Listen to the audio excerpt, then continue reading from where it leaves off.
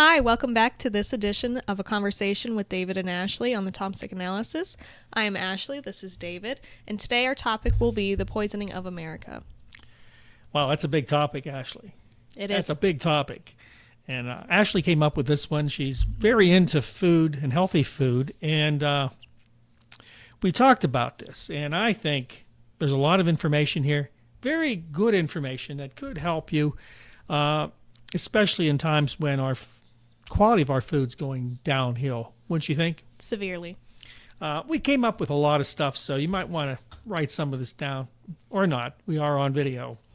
I pulled this up. The quality of food in America has changed in several ways over time, including the nutritional value of processed foods and eating habits, which is a big thing. Eating habits kind of goes hand in hand now, right?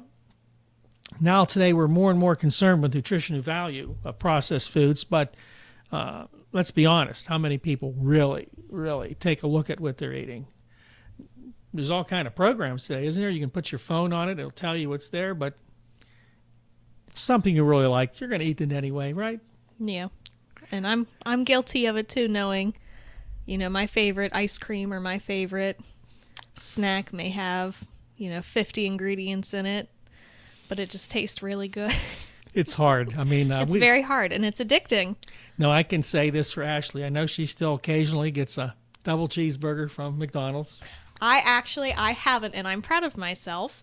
I had a McChicken. I had a double stack at McDonald's a couple of weeks ago, and it was disgusting, and I ate half of it and threw it away, and I'm telling myself now that that's what all McDonald's tastes like. Wow, that's a big step for you. It is, but I'm very happy with it. That hasn't happened to me. I still take a Big Mac every so often, and I'm sorry. And that's got to be the worst thing on the menu. Mm-hmm. And it's not real beef anyway. No. Okay, it's not like you're eating real beef. Whatever happened to those days of eating real beef? It costs too much. Yeah, and that's what we're going to find today is really pricing has a lot to do with the problem. Mm-hmm. Shortcuts by the big manufacturers, by the companies that actually, Wendy's, McDonald's, Burger King. I don't think there's any that can boast that they're really good. I think they try. Burger King definitely tries. I think their Impossible Whopper or their Impossible Burger. It's supposed to be vegetables. Their patty, it's vegan or something like that. Okay. Vegetarian patty. That's horribly processed if you actually look at the ingredients listed. So what you're saying, let me get this straight. We're going to give you something we say is healthy that's vegetable based, but it's processed so badly it's just as bad as the beef or worse. Probably worse with how processed it is. Well, what do we got, Ashlee? What actually is in some of these foods? I mean, we talked a little bit about the problem, and maybe let's hit that first. Obesity. Obesity is a very big problem in America. What do we got there? So how many people are obese in America today? Is there like I'm sure there are places that now count people of how, and what is obese? I guess.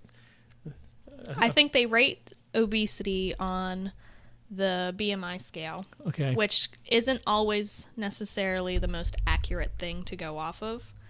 It doesn't take into account muscle mass. So it could say somebody who's maybe, 5'8", who's 280 pounds, that they're obese, but in all reality, they're 280 pounds of just pure muscle because they work out. So it doesn't take into consideration muscle mass versus actual fat on your body. So it's not always the most accurate. But the bulk of people are obese in general nowadays because of the eating habits in the food. What's the percentage? So I have that in the early 1960s, roughly about 13% of people were considered obese by the CDC. Okay. Because, we can always trust the CDC as well. Yeah, we can trust them 100%. Always trust them. Take the vaccine. Yes. Recent figures suggest that the current national obesity rate is closer to 71%, wow. Whereas 5 years ago it was about 66%. So there's a lot of people overweight and a lot of people that are obese. Yes. And I'm assuming there's a lot of children that are obese as well. Yes, I don't have the statistics on that, but child obesity has also skyrocketed. That's sad that, and again, folks, we're not talking ill of anyone here. It's just sad to see young children that are not even 6 years old and are already overweight. Yeah. And I mean, that's not a judgment we make easily. It's just you can tell, and they're okay with it. I don't see how people can allow that to happen without trying to find a way to cut back. But I think it goes back to convenience. Mm-hmm. We're going to go to McDonald's. We're going to go to Wendy's. We're going to go get ice cream. We're going to go whatever. And also, price-wise, it's a lot cheaper to just buy the stuff that's highly processed and the snacks and stuff like that. It's all targeted to children because children can convince their parents to buy, I want fruit roll-ups. Well, do you know what fruit roll-ups are actually made out of? They're horrible. All the food dyes and the sugars that are in it. But they're fruit. And rolled up fruit. That's like Rita saying that they have an advertisement saying made with fresh fruit daily. That is utter bullcrap, made with fresh food dye. But you do not sit back there in Rita's and, blend up your mangoes for your Italian ices. And yeah, I don't see any produce people stopping by Rita's. You don't see any produce trucks stopping by Rita's with fresh fruit. Mm-hmm. I don't, but maybe it's at night, and so they don't, under cover of darkness. Maybe. So besides fruit roll-ups, you mentioned dyes. Everything has a dye. Mostly everything. I have granola bars that are labeled organic, but I have a phone app that scans and tells you all the ingredients and what those ingredients do and what they're known to cause and stuff like that. And it told me that there was food coloring in my granola bars. Well, what color does it need to be? I have no idea what color it was. It didn't tell me what color, but it said that there was food coloring in it. But it gave the name of it. And it's like, it's granola bars. Everything's brown. What food coloring do you need to have in it? Now, Ashlee just mentioned that she knew the name of it. Now, we're going to go on record that some of these things that Ashlee was going to mention here, neither of us can pronounce. Okay, so if you're out there, put them up on the screen, and you can take your own. When I edit this video, I'm going to put them on the screen for you because I have no idea with 32 letters in a row how to pronounce it. But I can tell you one 3-letter word that you should know: bad. Okay, simpler, bad. So if Ashlee wants to take a shot at pronouncing these, I'm not. I've embarrassed myself enough in front of this camera to know better. But go ahead, Ashlee. What's some of these things they put in here? So in a lot of fast food chains and restaurants, they put a lot of the same ingredients, and propylene glycol is one of them. This is a synthetic. See, I'm already synthetic substance that is used in. I'm really struggling. Wow, it's because you said something. I would have been fine just reading it. It's all right. I take the blame. That is used in commercial lubricant and can also be found in antifreeze, engine coolants, paint, deodorants, and in fast food industry it is used to make spice, concentrates, food colorings, and flavorings. Wow. So the same things I put in my car, I put in me. Yep. Now, people, really, you can't tell me there are alternatives, healthy alternatives to this that isn't the same stuff you put in motor oil or whatever it is in your car. This is, and before she moves on, Ashlee mentioned about when you go to the store, sometimes it's convenience. When we go to pick up a hamburger, I do this. I'm in a hurry. I go and I grab a Big Mac. Which, just saying, if you're going to do that, you might as well save money. Just get a double-stacked cheeseburger and ask for Big Mac sauce. Don't pay $12 for a sandwich. She's been telling me, but I don't get fries and a drink. It'd still be cheaper. Oh, okay. She's schooling me, folks. It's like $3 for a double cheeseburger and maybe 50 cents extra for Big Mac sauce. And I only know that because that's what my sister would get, and then she found a cheaper way to do it. Okay, so we save your money, David. Okay, thank you. So, but the point is, the things they put in there and the way they grow food, we're going to talk a little bit about that. Everything for the corporations makes it cheaper. From the farm all the way to the factory, all the way to the fast food restaurant or your local restaurant. It's all about cutting costs to make things more profitable for them. Okay, I'm not going to argue you want to make profit, but not at the expense of my health. And we're going to get into a little bit of the health issues as well that these products put into our food cause, which in a big sense are much more expensive in the long run if you get sick. And a lot of these diseases we see today have not been seen in decades, are new to human beings over time, have grown to be more and more issues, all because of what we put in our bodies. And of course, the environment outside doesn't help. But let's face it, what you put in your body is pretty important. So, Ashlee, what else do they put in these things? I'm going to give you just that one, because I'm going to be saying the rest. Okay. You can struggle just a little bit along with me. I heard the bus coming. I just didn't realize it was that close. Caramel coloring containing both 2 and 4 methylidiazole. Again, you can read it here. Read it below. Yeah. It is a food additive made from a synthetic compound which results from sugars and ammonia reacting with sulfite, creating 2 and 4 methylidiazole. Those two chemicals have been connected to thyroid, liver, and lung cancer. Okay, those are 3 things every growing man and woman want to have.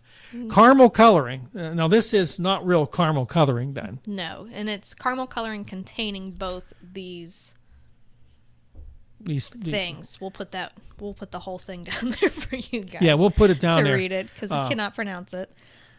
Synthetic. Okay, so these are synthetic compounds, and most of these are, right? Yes. I mean, so these are made and before, when we did a pre-show here, we talked about these companies, the food companies, and I think you have to understand, and I watched a few Hallmark shows in my time, and they always talk about the things behind the scenes and them trying to make food better. But in reality, which Hallmark is not, in reality, behind the curtain, behind that curtain is chemist after chemist that are there to make things taste better, cheaply, and make them addictive as well. And make them addictive. Well, that is true.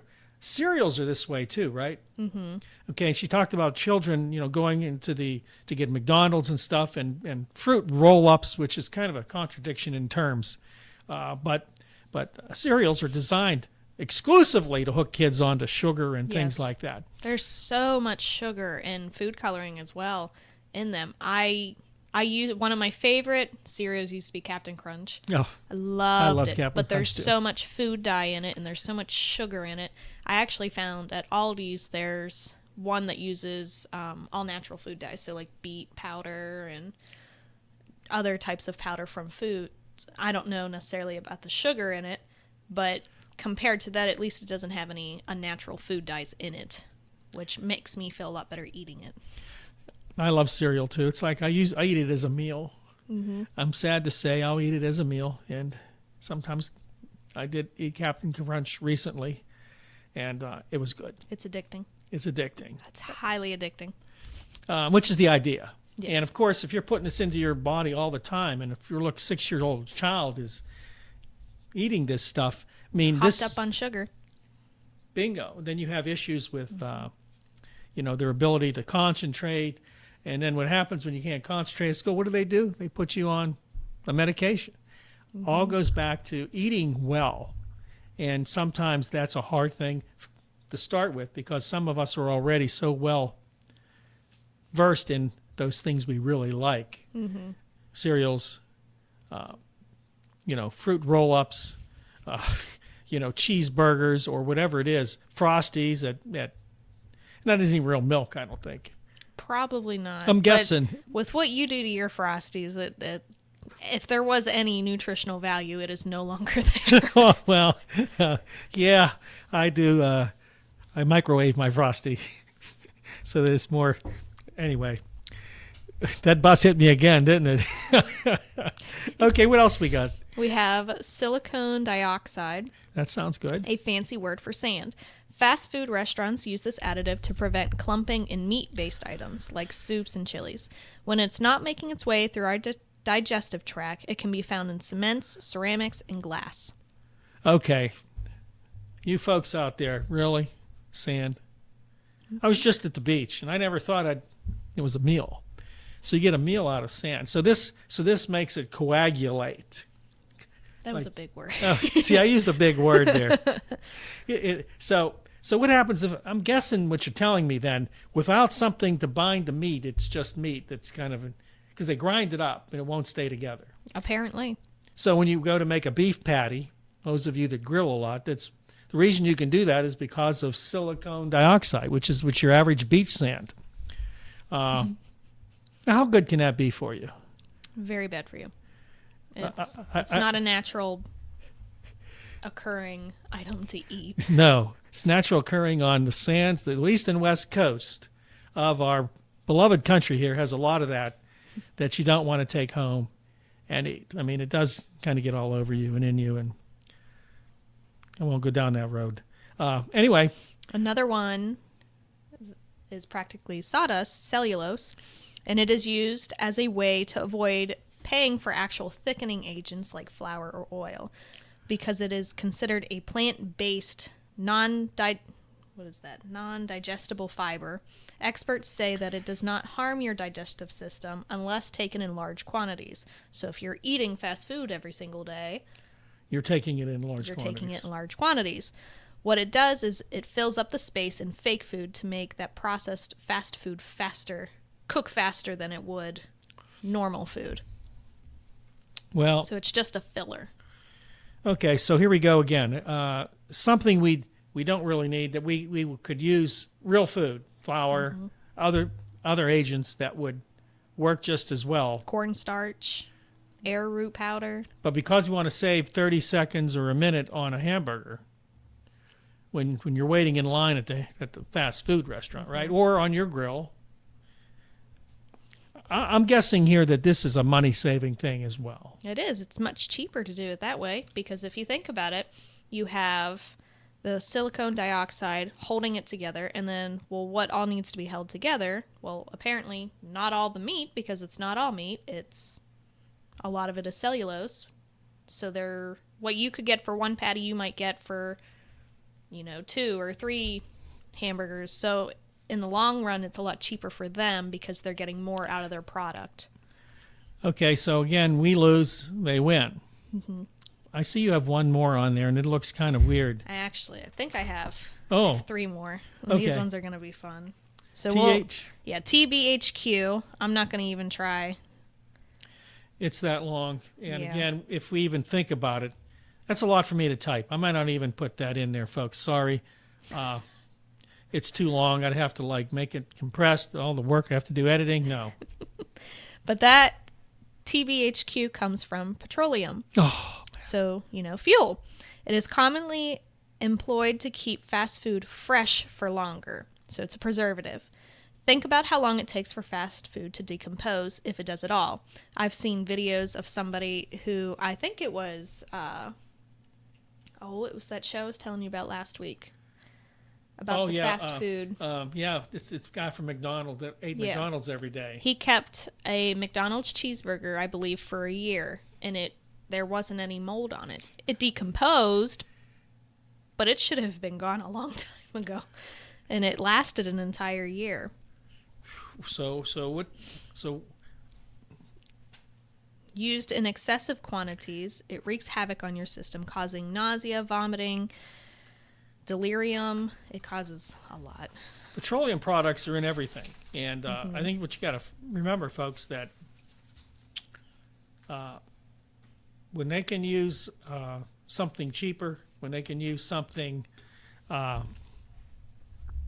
saves a step, whether it affects you or not, it's not the important thing. And I want to say, as I've said on many other videos, they don't care. It's always going to be about profits. If it was about health, you'd see a change tomorrow, but it's not. It's about money. It's about money. And even though the information's here, and Ashlee worked hard to find all this stuff, but you can really find it yourself by taking a little time to say, hey, wait, is this stuff what I'm eating any good for me? And I think we all have to agree, you're going to have that cheat day, Mm-hmm. You're going to eat the ice cream and eat a bowl of Captain Crunch cereal and go to McDonald's. But it's the frequency that really counts as well. And we don't have any way of really preventing that if you're like addicted to this stuff. Let's be honest. And it is very difficult breaking that addiction. I was addicted to eating fast food. It was easier. I didn't have to cook anything at home, and it was just very convenient. And until I realized I was eating maybe 5 times a week out. Oh. And I decided to do a fast of fast food, not necessarily sit-down restaurants, but fast food restaurants. Did you have withdrawal? I did. The cravings were unbelievable to just have a cheeseburger and some French fries and a Coke. I just cheated. I went for a long ride, and that's a whole nother story on Saturday. And took the top off, went out, like an hour ride. And I says, you know what? I need something like just to hang with. And I stop at the Subway out there on Route 50. What do I get? A Coke. I haven't had a Coke in a year, 2 years. I don't drink it. That thing tasted so good because it has so much sugar in it. But later, I had a little bit of the jitters from it. And I realized, that maybe I shouldn't do that. But when you go to a McDonald's and you buy the meal, what do you get?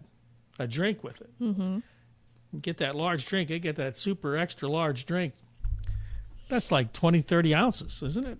I have no idea. It's a big drink. I think 32 ounces is what the large is. 32 ounces. That's pretty. I think. Don't quote me on it, but I think.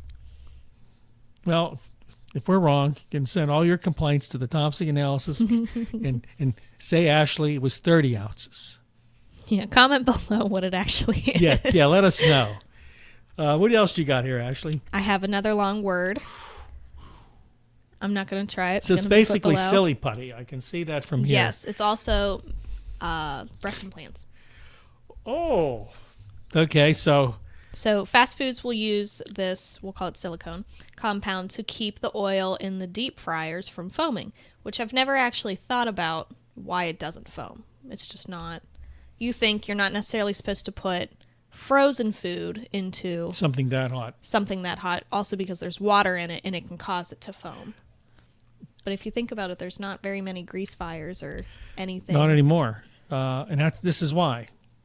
And the interesting thing about the chemical is that the FDA allows it to be guarded by chemicals that are not required to be listed on the label, like formaldehyde, which can cause allergy, brain damage, cancer, and autoimmune disorders. Formaldehyde, basically another word, is that when they embalm you, that's what they use. Really good stuff for you. So essentially, they're all embalming us. Yeah, they're embalming us. So silly putty, breast implants, and embalming fluid. All these synonymous with a word we're not going to pronounce. It's down below. Yeah, it's down below. Dimethylphenolxine. Okay. Well, first of all, I have a question. Who comes up with these long names, and who can pronounce them? I cannot. Now, okay, so we're not. And again, the lab rats come up with them. And of course, you're welcome to put in the comments section who you think makes them and who can pronounce them. If you can, let me know. We're putting you on. Tell us how you can pronounce them. Yeah, because right now I'm at a loss for some of these things. And I can see the next one is another weird one, but it's a little more pronounceable. Sodium acid prophylactate. There's no L's in that. Oh. Pyrophosphate. Okay, that's pretty good. Go. I think that's how you say it. Yeah. Pyrophosphate. This chemical is an edible phosphoric salt. It's salt, and it is used as a leveling agent and discoloration preventer. So another preservative. Think about hash browns, French fries, or nuggets. It fluffs up food that would otherwise mold or dry out, blacken, or stiffen. In the body, it causes vision problems, cardiovascular disease. The FDA classifies many of these chemicals and synthetics as GRAS, G-R-A-S, generally recognized as safe. Okay, so that's a lot of kind of weird stuff we just talked about here to make your food hold together, stay together, not deteriorate, to taste better, to be cheaper to be made, and to cook faster. Is that pretty much? That pretty much summarizes it all. Now, think about this 30 years ago. We didn't have any of this stuff. I mean, I'm sure they had a few. Don't get me wrong. Not being naive that they didn't have some additives they used 30 years ago. But the sheer complexity of this stuff and the sheer number of letters they put in it should tell you that these grows things over the years. Yeah. Just, at some point you're going to need 3 lines to pronounce what they put in your food. Now, let's go on record here saying we're talking fast food, we're talking processed foods, but we're also probably talking even foods you get from the butcher. You think your meat's that red? It's not. Food dye. It's food coloring. Tell them the story about the pineapple. I had gone to Haiti in 2018, and one day they had brought out this fruit, and I had no idea what it was. And I asked them what it was because it was like a palish, yellowish pink color. And they said it was pineapple. I said, oh, I've never seen pineapple this color. And they said that's because American pineapple is injected with dye to make it look more appealing, and they don't do that there. Well, why would a pineapple need to be this highlighter yellow? Because it's more appealing to us. It draws us in. Ooh, that's pretty. This is what a pineapple is supposed to look like, when in all reality, it's not what a pineapple is supposed to look like at all. And we're so obsessed with how our food looks. It has to be perfect. It has to be presentable, because that's what they push in the media and advertising and stuff is this is what it needs to look like. And if we as people see something that looks different, we automatically assume it's bad or it's not good. And, oh, it has a brown spot on it. It needs thrown away. It's garbage. When in all reality, it was perfectly fine. It was just a different color. And you see, that's where this all is going, is that really we are being, and not a conspiracy theory, there's a control aspect to our advertising to make you feel you have to go buy something, and when it's food, that you need to buy that particular brand of food or that hamburger or that hot dog.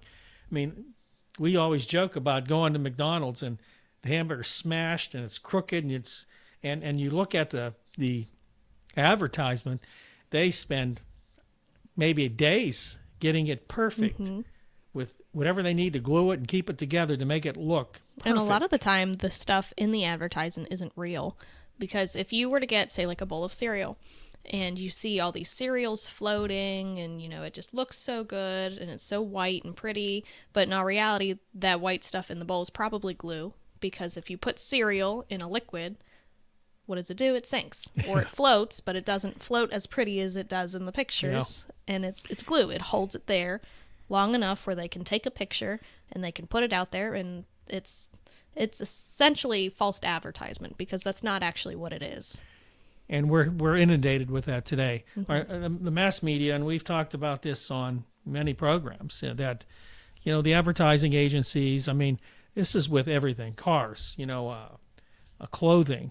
Wayfair has so many commercials, especially in holiday season. I mean, if you bought everything they advertised, you'd need another house to hold the stuff you had in there already, because that's what they want you to do. They don't care that you don't need something, and they don't care in the fast food industry. They don't care at the store that it's good for you. They just want to sell it. They have to be as pretty as possible. How much time do they spend on making displays in stores?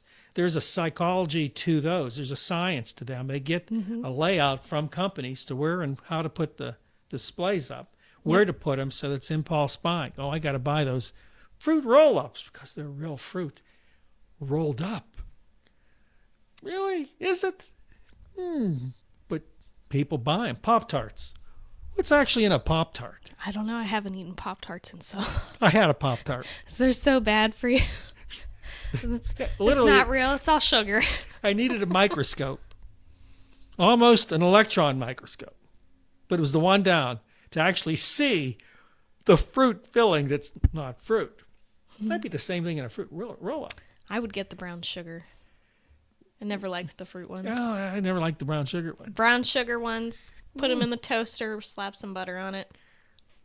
See, now I'm getting really hungry. We're Yeah. hungry. We didn't eat before we came. No. I did, but I didn't eat much. She didn't eat much. No. Okay, so what are some of the side effects, Ashley? I know you kind of did a little research on some of the health effects of eating bad. I mean, let's be honest. This stuff combines together over time that attacks our bodies and changes things. I mean, GMO food, we've talked a little bit about that. It's genetically modified. And I don't care what they say, it's not the same as non-genetically modified food. So whatever they do to it, I think it's not affecting your body somehow negatively. So what are we seeing here with some of the side effects or over time with our bodies? So in short-term usage, it can cause a spike in blood pressure, blood sugar, increased inflammation, affects the nutrient intake, and increases binge eating. Wow. And I know, like, I have a lot of health problems, and one of the main things that doctors tell me is do not eat inflammatory foods. And fast food is one of the top things that they mention is stop eating this. And it can tremendously help you health-wise because it's not inflaming anything. You're not eating anything that inflames, your problems.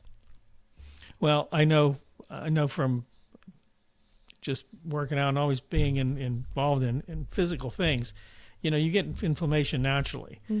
And this stuff, I know, just makes that worse. And inflammation leads to a lot of other issues.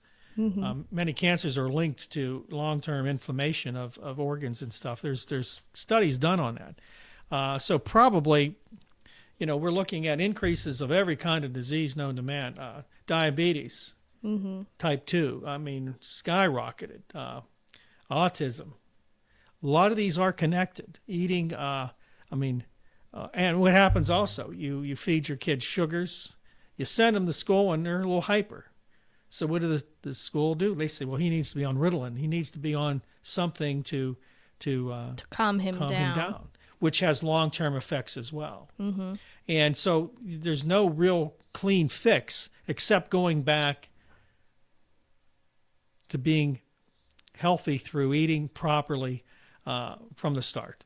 And that is something, I don't know, is it possible to even do?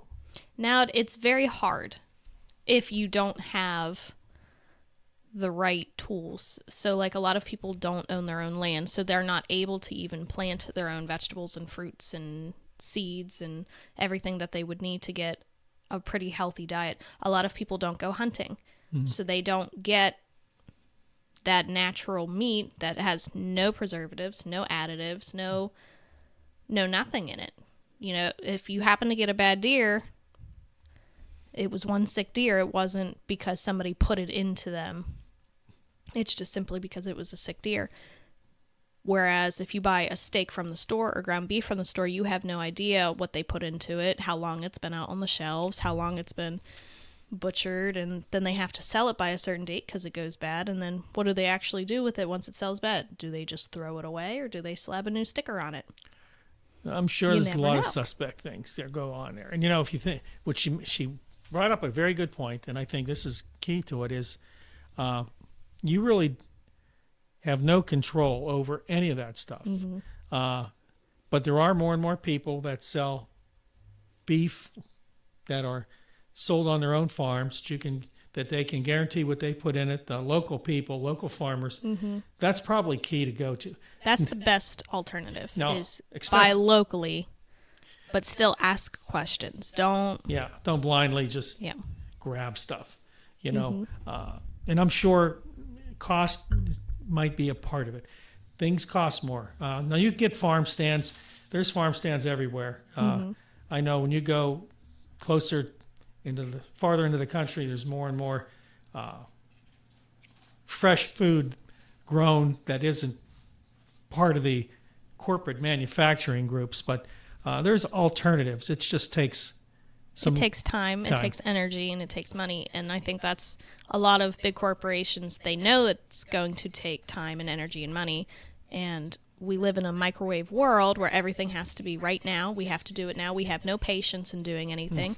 So they're going to fill that convenience of, oh, well, why sit there and butcher this cow and, have to take time to get your own eggs and raise your chickens and do all this stuff and wait for your vegetables to grow when you can just simply buy it here. Here, we'll slap an all-natural sticker on it, Here you go. And I've talked to people, and as many of you know that watch a lot of the videos on this channel, I've talked to a lot of people, and that is exactly the problem. They will say, well, my neighbor grows food. Why should I grow food? Well, if your neighbor leaves and doesn't grow food and something happens and you need food, if you can't do it, it's not something you can do over a year. It's something you have to learn to do. It's not a quick fix. And there's problems like we have in this country right now. If there's issues with food supply, with quality, and you've probably heard, all the recalls on beef and chicken and pork over the last year, massive recalls everywhere.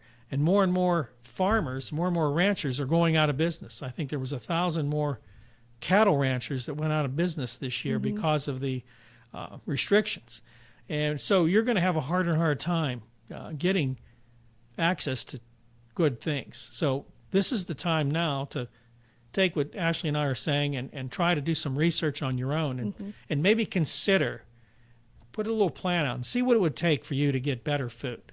Yeah. Even if you don't necessarily start gardening immediately or start changing all of your eating habits, start doing research. Just simply look up on your own, because all of this stuff it's free information. You just have to know where to look. Obviously, don't go on Wikipedia. That stuff can be changed every hour. Yeah. Don't even go on the website. It's probably all lies anyways. Anybody can write anything on it. But just start to do your own research. We have a dentist friend who she's a dentist assistant. She does not use fluoride toothpaste anymore. Well, that's all that, dentists recommend is fluoride because it helps with your teeth. Oh, it might help whiten your teeth. It might help in this way. But when digested, it can cause so many issues. And she no longer, because she took the step out of, well, I'm going to do my own research past what's pushed on me, because she went to school for it all. She thought she knew.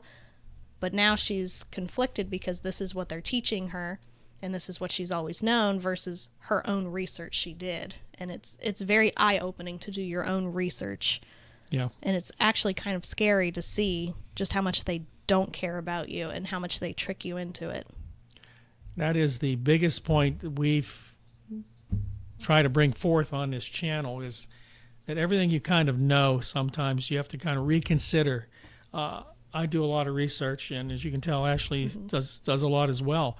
And you start finding out, and I did years ago, that so many things we're told are lies, and so many things we trust people with, government, corporations with, we shouldn't.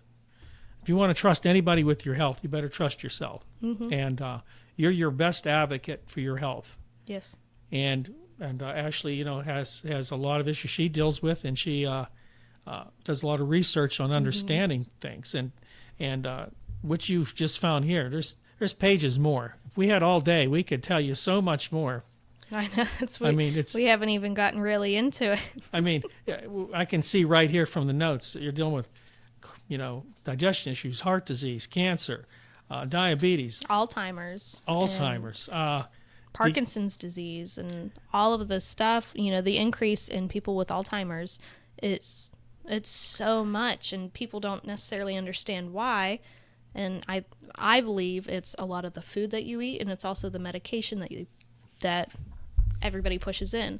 I believe that the food industry and Big Pharma, they're working hand in hand, because if you're getting sick by the food you eat, then you have to go to the hospitals, and the hospitals give you a prescription that make you feel better, but they don't treat your actual sicknesses, and then you go back to eating the same foods that made you sick to begin with, and you go back to the hospitals, and they give you prescriptions that don't work, and oh, you're having these problems. Well, you know what? Take this medication. It's not for your problems, but it sometimes has a side effect that can help you with your problems, and we'll see if it does or doesn't with you. And they can't give you an answer a lot of the time to your problem, because they don't even know the answer to your problem. And it's because this ideology is shoved down their throats and it's ingrained into them in school, and this is the way it is. But when you actually stop to take time and do your own research and you become knowledgeable, it can change not only your life, but your family's life, your friends' lives, other doctors' lives. It can change so much. Yeah, that is exactly true. I mean, we cannot overestimate the relationships these companies have to each other and how they make money. We know that a doctor usually just pulls out his prescription and writes a prescription. There's millions of, and of course, you don't have to look farther than watch some TV programs and find out how many pharmaceutical commercials there are. Very, very well made, a lot of money put into them. I mean, a lot. I mean, they have the one now, the whole town's dancing to something, they're dancing. This little pill is going to help you. And is it?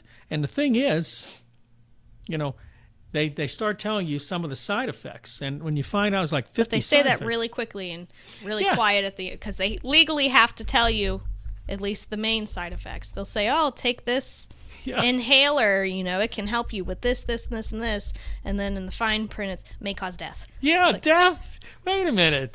That's worse than my symptoms I have. Death. When you get a prescription from your pharmacist, they give you, these like 3 pages long of all the symptoms that you could have. And I know I had taken a medication and I can't remember what it was. And I was on the lowest dose that I could possibly take that they had. And my body already doesn't necessarily do very well taking medication. It either has no effect or it has bad side effects. And I took it for 12 days and had very minimal side effects. I had, I think, cotton mouth, and I was having some trouble sleeping, but that was about it. That it was doable. And then on the 12th day, I had horrible, horrible, horrible stomach pains. I thought I was dying. I was throwing up for 16 hours nonstop. I didn't know you could throw up that long. That's bad. It was all out the second time I threw up, so I don't know what was coming out, but stuff was coming out. I was having hot flashes and chills. I was go from just sweating to absolutely nothing to throwing up to just my body shaking, and it was like that for 16 hours. So I'm guessing you stopped using that medication. I stopped using it that night. And I'm sure you have... I said I'm never touching it again. I'm sure you have probably a unique situation, but I think you're probably a lot of folks with that same medication. I bet there's more than we realize that had the same side effect. And, of course, they don't know these things. Doctors, keep in mind, doctors are not experts on pharmacology. They're not. They themselves have to keep doing research on things. Yeah. If you want information, your pharmacist has, and I know cousins that are pharmacists, so I have an advantage that they can tell me exactly side effects, how it's made, but even they don't know how things ultimately are done at a factory, what's actually in them, how it works. Most people don't. So most people don't care enough to know. They just want their problem solved today. And that's America. We want our problem solved today. Which, I mean, if I could take a pill and all of my problems were solved, I probably would. Well, some people call that alcohol. And that's another whole thing where we won't get into today, where, alcohol is pushed and drugs today are pushed as okay. And, all things that aren't natural to your body have a side effect, one way or the other. That's what I had seen a video, and I believe it's Tom Holland who had done an interview on why he doesn't drink.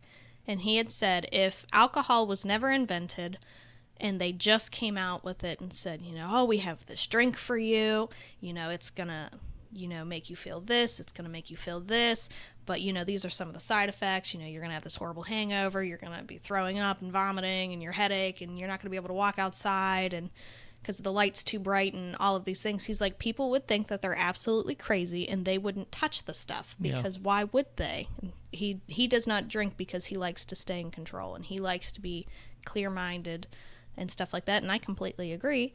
I don't think it's necessarily wrong to drink alcohol, but it's how much alcohol. Are you dependent on the alcohol? And that's a whole subject in itself. Well, we can always take a drive down to the south side of Pittsburgh. on a Saturday night, and you can see the results of some bad decision making on how much alcohol to drink. I think maybe we've ran out of time here.